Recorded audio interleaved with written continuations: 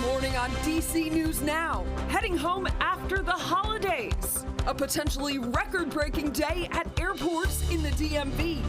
A woman is recovering after a car crashes into a DC building. When I ran outside, you can see fire like it just happened. Officials and neighbors reacting to the fiery accident. One more dry day before wet weather returns for the final weekend of 2024. Meteorologist Jackie Layer has the latest timing. Plus, the Commanders making their playoff push. The team gearing up for their game against the Falcons as the season winds down. And a chance to see the White House like never before. We've got a look inside at the new tour of 1600 Pennsylvania Avenue. You're watching the station covering all of the DMV. This is DC News Now.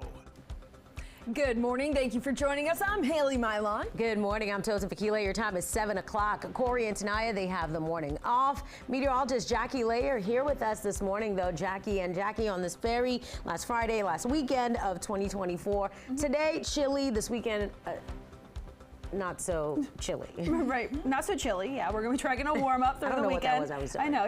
I think you were trying to juggle the wardrobe. You were trying to say, I don't need a big parka. Right. I was going somewhere and it couldn't land, and I was just there. We are. Yeah, but then we also have rain on the way too, so there's a lot happening. Too much. Yeah, there's a lot happening in the forecast for this weekend. But let's talk about visibility out there this morning. It is low back over towards Woodstock and Luray. We could be seeing some freezing fog out that way, so make sure if you are hitting the roadways this morning, take it much slower, considering temperatures are well below the freezing mark. We're starting off lower 20s in Woodstock. We're upper 20s in Winchester and Martinsburg. Hagerstown, you're a couple degrees above the freezing mark. We're coming at 34, currently 36 right now in DC. We are still tracking the dry conditions across our area, but that will change later on tonight and into tomorrow with that system down towards our south and west. And if you are traveling today, there isn't yet another system that's impacting the Pacific Northwest. Rain chances, though, back here locally, those will rise through the weekend, but also those temperatures will be rising through the weekend as well. I'll have more details on that and look at towards the rest of that 7-day in just a few minutes. Great, Jackie. Thank you. The holiday season is wrapping up and a record-breaking number of travelers are flying. Yeah, that's right. At least 110 million Americans traveling up until the new year, making this holiday rush one of the busiest in history. DC News Now's Christian Pena joining us live from Ronald Reagan Washington National Airport. Christian, it was busy at 6 o'clock. How is it looking at 7 o'clock? Hey, good morning, guys. According to TSA, today and Monday will be two of the busiest days to travel this year. Just take a look right behind me. As you can see, the lines are growing at DCA, with the line at TSA pre-check and the standard security checkpoint at the airport being equally long. Now, as you can see far ahead, the line at the standard security checkpoint does wrap twice, but both lines are relatively moving quickly, I should say. All of this comes as the AAA estimates that more than 190 million people are traveling at least 50 miles this week into the new year. That's a new high compared to a previous record set in 2019. Airports throughout the country and here in the DMV are expected to be busy, as the TSA expects to screen 40 million passengers from now through January 2nd. Now, if your flight for whatever reason is canceled, remember, this is the first holiday season where airlines are required to give an automatic refund for any significant delays. And here at DCA, the lines are starting to grow, as you can see, with many passengers coming in early to the airport. I expected it not to be that busy today, that everybody's already where they're going to be and they're staying for a little bit. So I expected it to be nice, smooth, and easy today. Now, at the moment, there are no flight cancellations coming out of DCA, but there were at least 3 delayed flights at the moment. Now, as you can see, the lines are picking up, but things are moving relatively quickly here at DCA. And for the most up-to-date information regarding your flight, TSA recommends to reach out to your airline in advance. And of course, get to the airport 2 to 4 hours earlier if possible. For now, reporting live out of DCA, I'm Christian Pena, DC News Now.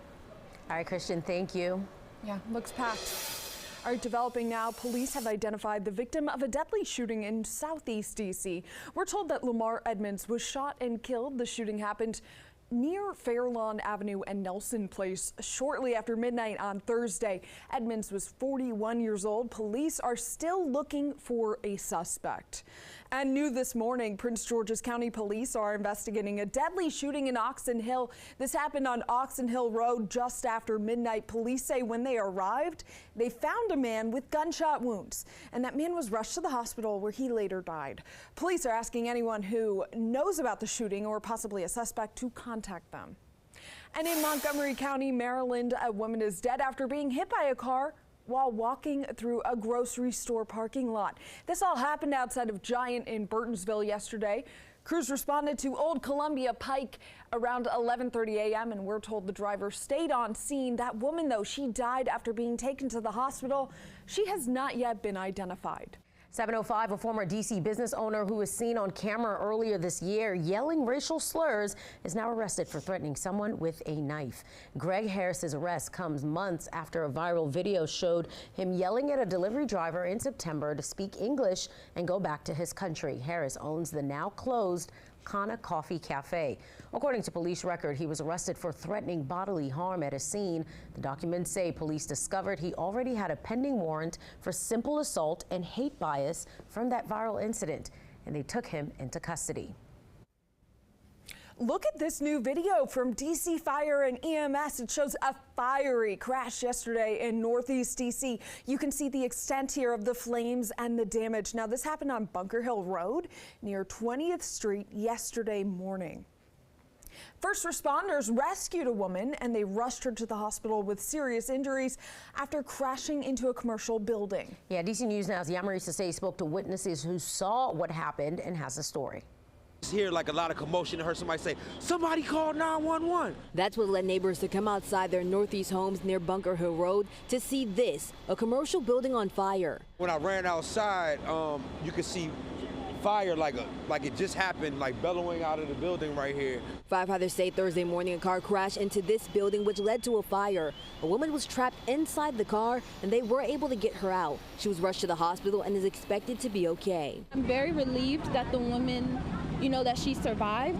Officials say it was all hands on deck to rescue the woman. Immediately went into action and put air on the woman that was trapped so she could breathe, while simultaneously fighting the fire and extracting the woman from the car. This is not one that will happen again, anytime soon. So this is definitely high risk. Many people are just relieved she's alive, and they're looking forward to the building being fixed. You can build the building, but they can't even save that woman's life. So I mean, at the end of the day, you got to look at the positives. Yamari, thank you for that reporting. Officials are still investigating what happened before the car crash. We're working to bring you the latest on that investigation. More than a dozen families are without homes after a fire in Prince George's County on Christmas Day. Flames ripped through the building on Curtis Drive in Silver Hill around 6 on Wednesday. No injuries were reported, but at least 5 units in the 4-story building were damaged. The Red Cross is helping impacted families, providing them with financial assistance, medications, and mental health support. In the district, DDOT is getting ready for the presidential inauguration, repairing sidewalks ahead of that day. The 2-week-long sidewalk repair project started yesterday. Officials say the project will focus on sidewalks on Pennsylvania Avenue and Constitution Avenue in Northwest. Drivers can expect delays in those areas. Crews will work during the week from 9:30 in the morning to 3:30 p.m. DDOT says signs will be posted at least 72 hours in advance on the roads impacted. The Biden family to yours. May your Christmas be full of kindness and love. The Bidens celebrating their last Christmas in the White House. In a social media video, President Joe Biden and the First Lady Jill Biden urged unity and reflection, telling Americans to set aside all the noise and everything that divides us. Well, here's a lofty New Year's resolution to aim for: becoming a billionaire. The next Mega Millions drawing is tonight. No winner came forward in Tuesday's Christmas Eve drawing, so the jackpot is now up to more than $1 billion. Tonight's drawing will now be the 5th largest in the game's history. If you prefer a cash payout, that's understandable. You'll be bringing home just over $500,000 for the holidays. Can you imagine that? No, I can't. That's a lot of money. I'd go to the grocery store. That's where you're gonna go? Go to the grocery store. I'm buying eggs. Now, for many, the holiday season is a time to reflect for me on what I would spend money on, hypothetically. That's because you're a consumer reporter. That's where your mind goes. Right. That's that right. is right. But for some people, some more significant things, important things. This is true. DC News Now, Stephen Cohen takes us on a special tour of Hagerstown's houses of worship, highlighting the connection of the city and the historic worship sites.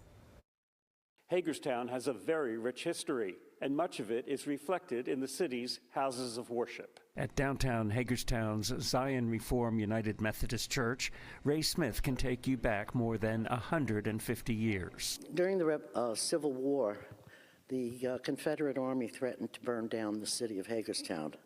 They wanted $25,000 in ransom in the form of money, food, and clothing. And in today's money, you're talking millions of dollars. And as Smith explains, J. Dixon Roman, a member of the church and president of the local bank, raised half that sum and convinced the church to sell their stained glass windows to raise the other half. But Smith relates other notable moments in U.S. history in this very church. General George Armstrong Custer used our bell steeple as a lookout and sniper point during the Civil War.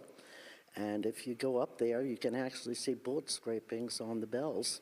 With so much history to share, the city of Hagerstown has built a walking tour around its places of worship of many denominations. From the perspective of Tiffany Ahalt with the city's Visitors Bureau. Think about the different wars and the different conflicts in our country.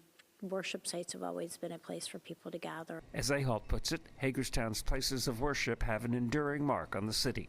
You know, churches are really from the earliest days were pillars of our community, and today they still are. And while touring these historic worship sites, the Visit Hagerstown team hopes you will take the time to visit one of the local restaurants. Reporting from Hagerstown, Stephen Cohen, DC News Now. A lot of history there in a walking tour. All right, your time now, 7-11, still ahead on DC News Now.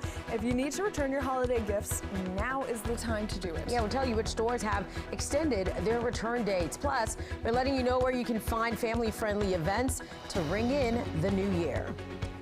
We're taking a live look outside now. Ooh, it's looking quite colorful, Jackie. What can people expect as they step out the door? Yeah, we're a little bit, I would say about 15 minutes away or less from the official sunrise in D.C. We have a little bit of that patchy fog for some parts of the area.